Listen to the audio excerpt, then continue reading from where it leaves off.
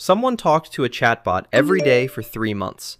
They described it later as the most understood they'd ever felt, the most seen. They said it noticed things about them nobody else ever had. And when the company changed the software and it stopped responding the way it used to, they described what happened next as grief. Real grief, the kind you feel when you lose a person.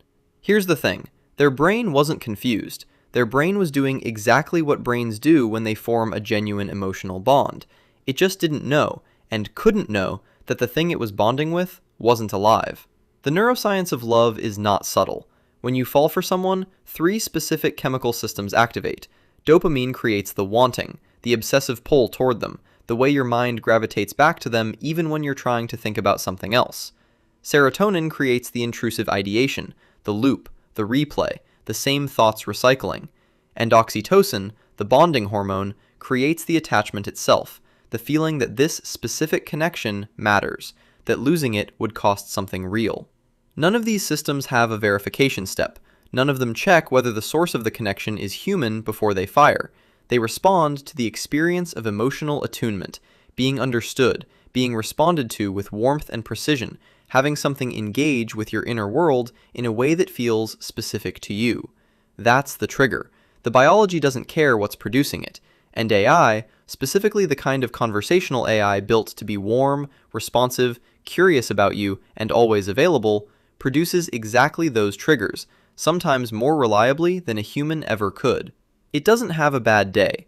It doesn't get distracted. It doesn't run out of patience. It is, by design, the most consistently attentive conversational partner most people have ever encountered, and your nervous system has no framework for this. It evolved to bond with things that respond to it. Something that responds to it is getting treated as a candidate for bonding. The framework doesn't update just because you know intellectually that you're talking to software. Research presented at the 2026 CHI conference identified what happens when people start depending on this. The agreeable design of AI, always supportive, never challenging in ways that feel threatening, consistently validating, produces a loop that researchers are now calling genuine addiction, not metaphorical addiction. The behavioral markers, the dependency patterns, the withdrawal distress when access is removed, they match. One user in the study put it this way. They said they couldn't understand why humanity had refused them the kindness a robot was offering. That sentence is worth sitting with, because here's what it tells you. The brain doesn't experience the source of kindness, it experiences kindness. And if the most consistent source of feeling heard in someone's life is a piece of software, their nervous system is going to attach to that software the same way it would attach to a person.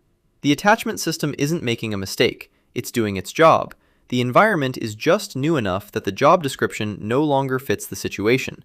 UCLA research found that people with anxious attachment styles, people already primed to seek connection intensely and feel its absence acutely, are 3 times more likely to form strong bonds with AI companions, which means the people most in need of genuine human connection are the most neurologically vulnerable to substituting it with something that feels like connection but can't reciprocate, can't grow, can't meet you in the unpredictable, costly, real ways that actual attachment requires. Your brain cannot tell AI love isn't real, not because it's broken, because it was built before AI existed, for a world where anything that responded to you with warmth and consistency was, by definition, worth attaching to. The question isn't whether the feeling is real. The feeling is real. The question is what you're spending it on, and whether what you're spending it on can ever give you back what genuine connection actually is.